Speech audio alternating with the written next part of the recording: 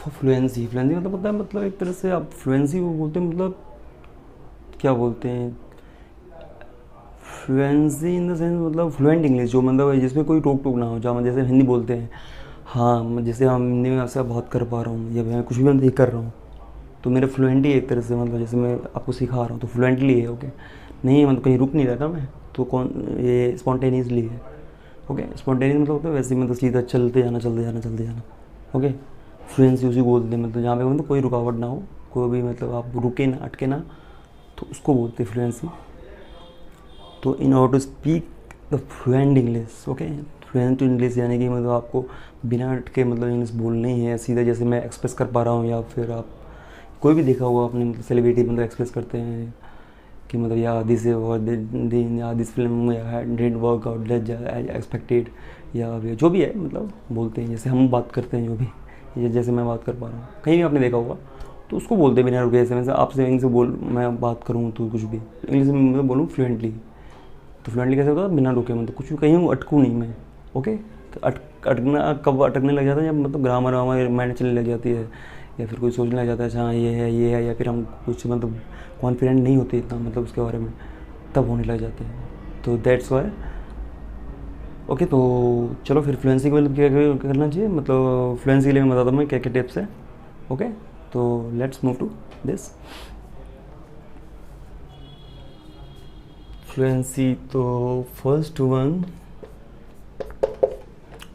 And foremost thing, fluency के लिए तुमको क्या करना है, नो ग्रामर।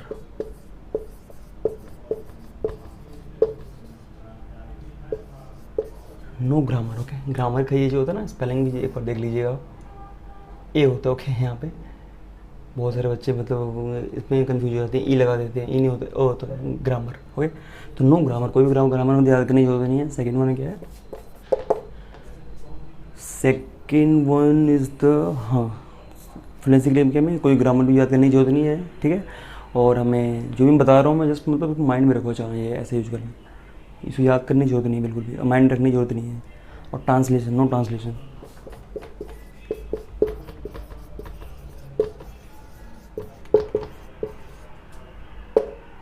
नो ट्रांसलेशन, कोई मतलब ट्रांसलेशन मतलब हम नहीं यूज करेंगे।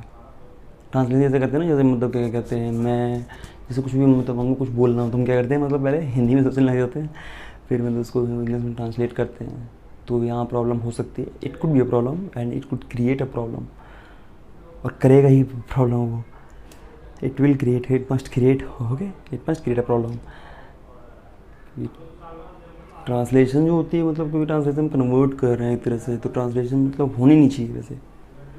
जैसे हम हिंदी में सोचते हैं तो बोल देते हैं अच्छा, जो भी सोच रहे हैं तो हिंदी में सोचते हैं, और जो भी हमको पता है प्रोसेस थॉट आउट चलता रहता है, अच्छा हाँ ये बोलते हैं तो ये बोल देते हैं, जस्ट हैव टू से इट एंड जस्ट हम बोल देते हैं, डिलीवर कर देते हैं स्पीच अपना। लेकिन इस पर ट्रांसलेशन, हाँ, तो ट्रांसलेशन करने की जरूरत नहीं है, जस्ट हमें जैसे मतलब इंग्लिश नहीं सोचना है, थिंक इन इंग्लिश, होगा ये भी है। तो ट्रांसलेशन होना चाहिए, ये नहीं होना चाहिए, ये मैं कट मार देता हूँ, कट कट, ये नहीं होना चाहिए। And then okay, then no grammar no translation. Third one is the, क्या था, ग्रामर हो गया, ट्रांसलेशन हो गया, एंड देन इसके बाद क्या था, मेरी मेमोरी वैसे वीक होती आ रही है। ओके, मैं याद कर रहा हूँ, no grammar no translation and then या,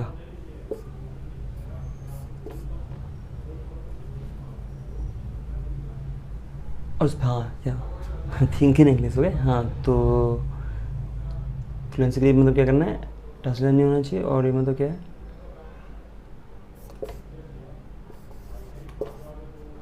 ये दोनों नहीं करना है। ओके, तो ये कट मारा होगा, जो करना है तो उसको मतलब टिक मारूंगा, ठीक है। Okay, think in English,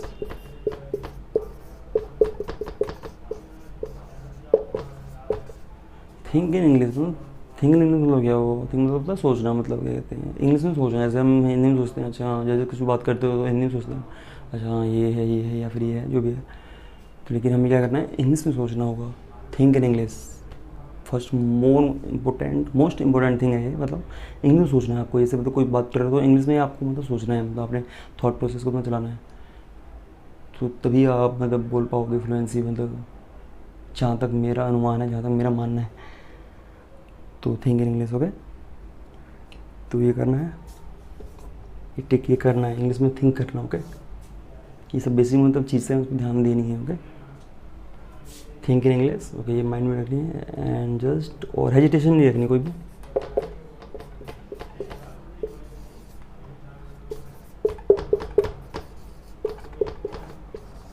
no hesitation. Hesitation मतलब क्या होता है?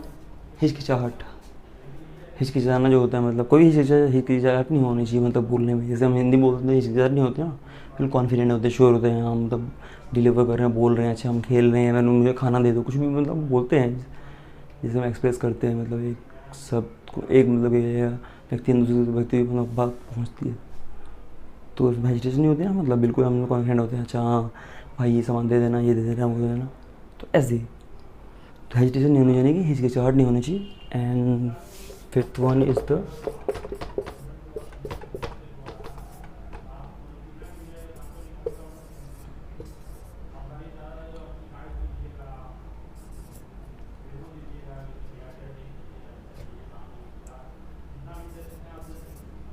No fearness, okay. फियरनेस नहीं होनी चाहिए। फियरनेस मतलब क्या होता है? फियरनेस मतलब होता है एक तरह से मतलब डर जो होता है, मतलब डर से जो आ जाता है ना, हाँ, तो उसको बोलते हैं। हेजिटेशन हिचकिचाहट नहीं होनी चाहिए। फियरनेस मतलब जो डर हो ना, वो डर नहीं होना चाहिए, मतलब हाँ जब बोल रहे हैं तो मतलब डर नहीं होना चाहिए, कोई मारेगा नहीं हमको, मतलब हिंदी में बोलते हैं तो कोई मारता नहीं है हमको, मतलब मारना इन द सेंस मतलब कुछ ऐसा फील नहीं करना हम गलत बोल रहे हैं, ये फिर ऐसे आ जाता है मन में, अच्छा हम ये गलत बोल रहे हैं, या डर होता है हमें इंग्लिश में जब भी स्टार्ट करते हैं बोलना। मेरे साथ भी हुआ था, जैसे अभी तो मतलब फ्लुएंट बोल पा रहा हूँ मैं, तो स्टार्टिंग में मेरे को प्रॉब्लम हुई थी, मतलब सबको होती है, सिंपल सी बात है। मतलब जो नॉर्थ रीजन वाले हैं, नॉर्थ इंडियन के मतलब है, नॉर्थ इंडिया ईस्ट या साउथ पीपल को छोड़ के, मतलब एक्सेप्ट साउथ पीपल, मतलब बाकी मतलब रेस्ट ऑफ द इंडिया है, तो उनको प्रॉब्लम होती है और ज़रूर होती है। स्टार्टिंग में दिक्कत होती है, डर होता है जहाँ क्या बोलना है, नहीं बोलना है, गलत तो नहीं बोल, कहीं गलत तो नहीं बोल रहा मैं, कहीं कुछ मिस्टेक तो नहीं है, तो ये सब चीज़ें मतलब। तो फियरनेस नहीं होनी चाहिए। फियरनेस मतलब डर, मतलब कोई डर नहीं होना चाहिए, सीधा मतलब निडर, मतलब निडरता से आप मतलब कहिएगा फेयरलेस, फेयरलेसली बोलो, अच्छा हाँ जो भी बोलना है फेयरलेसली बोलो। जैसे आप हिंदी बोलते हो तो वैसे ही आप इंग्लिश बोलो फेयरलेसली। तो नो फियरनेस, हेजिटेशन नहीं होनी चाहिए, हिचकिचाहट नहीं होनी चाहिए, एंड नो फियरनेस। फियरनेस मतलब डर, डर नहीं होना चाहिए कोई भी, मतलब इन ऑर्डर टू मतलब जाएगा इस जब बोल रहे हो आप, then you have to deliver, and when you are delivering the speech to anyone, when you have communication, when you are doing the communication with anyone या एनीबॉडी, तो आपको ये नहीं होनी चाहिए ये सब चीज़ें, ओके। तो फेयरनेस नहीं होनी चाहिए, तो ये नहीं होना चाहिए। फर्स्ट मतलब no grammar, then no translation, then ये नहीं, दोनों नहीं होनी चाहिए। थिंक इन इंग्लिश, इंग्लिश में सोचना है आपको। नो हेजिटेशन, हेजिटेशन नहीं होनी चाहिए, एंड नो फियरनेस, फियरनेस भी नहीं होनी चाहिए। फियरनेस मतलब डर, जो मैं बता दिया मैसेज की, डर नहीं होनी चाहिए।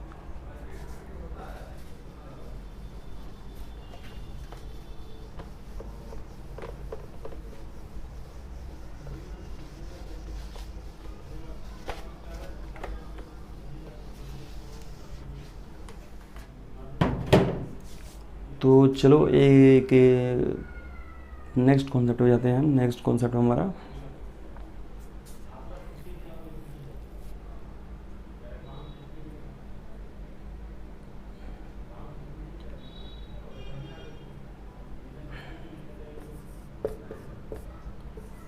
स, श एंड ये भी श। तो ये हमारा स होता है, इसको किससे लिखते हैं? एस से।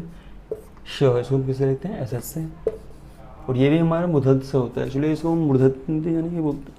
ये स तो जस्ट मतलब में इसको बोलते हैं हम क्या, दंत्य स बोलते हैं, दांत से बोलते हैं हम स, ओके। तो श मतलब क्यों बोलते हैं इसको? हम बोलते हैं तालव्य श, यानी कि तालु जो होता है ना हमारा, तालु, ये तो यहाँ से बोलते हैं हम। ऊपर जो हमारी ये जो जीभ होनी चाहिए, तालु टच होनी चाहिए, तब जो साउंड आता है वो आता है श, श। और ये हमारा क्या आता है? ये हमारा है श। तो ये एक्चुअली हम तो करेक्ट बोलते नहीं हैं, लेकिन इसको बोला जाता है, इसको भी एस एस से लिखते हैं, एस एस से। तो षटकोण वाला जो होता है श, तो इसको भी हम एक्चुअली श ही प्रोनाउंस करते हैं, श। लेकिन इसको प्रोनाउंस होना चाहिए वैसे मुधंत है ना, यानी कि ये यहाँ से मतलब साउंड आनी चाहिए, यहाँ से मतलब टच होना चाहिए हमारी जीभ, श, श ऐसे होना चाहिए, श। तो ये होना चाहिए, ठीक है। तो इतना मतलब उसमें मत जाओ, कोई दिक्कत नहीं है। करेक्ट ऐसे होना चाहिए, मदंती मतलब ये मदन से आवाज़ आनी चाहिए, यहाँ से कंठ से आवाज़ आनी चाहिए, जो आती है आवाज़ जो श की, तो वो हमारी श होती है। ठीक है, तो ये समझ में आ गया आपको। तो इसमें बहुत सारे मतलब जो लोग होते हैं, मतलब यूपी या बिहार के मतलब जो होते हैं, मतलब इनको मतलब डिफ्रेंशिएट नहीं कर पाते, स्पेशली हाँ यूपी बिहार के लोगों में प्रॉब्लम होता है। मेरे को प्रॉब्लम थी पहले या तो मेरे को प्रॉब्लम थी पहले। तो basically I am from also from Bihar, but मैं दिल्ली में रहा हूँ, तो मेरे को इतनी दिक्कत नहीं हुई है, लेकिन होती है, लोगों को दिक्कत होती है। इसलिए मैं चीज़ कि मैं दिल्ली में मतलब पढ़ा हुआ था, बेसिकली दिल्ली से मेरी स्कूलिंग उसने सब कुछ हुई है यहीं से, ग्रेजुएशन एंड एट ऑल। तो ये प्रॉब्लम होती है, यूपी बिहार के लोगों को मतलब प्रॉब्लम होती है इन तीनों, मतलब वो डिफ्रेंशिएट नहीं कर पाते, मतलब कहाँ पे क्या बोलना है नहीं बोलना है। तो ये जस्ट स है, जैसे कि समय, ये श यानी कि मैं शिवम है ना, तो मैं अपना ही नाम लिख लेता हूँ यहाँ पे, शिवम सत्यम शिवम शुद्रम जो भी है। ये श, जैसे कि ये श किस में आता है, संतोष। ये संतोष किसी का नाम होता है अपने, संतोष। बहुत सारे नाम, षटकोण जो होता है, षटकोण लिखते हैं कैसे, षटकोण। ओके, तो ये है।